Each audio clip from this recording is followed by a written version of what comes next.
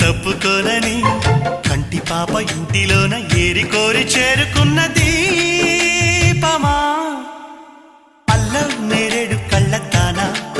ప్రేమ వల్ల పట్టాను పిల్లదానా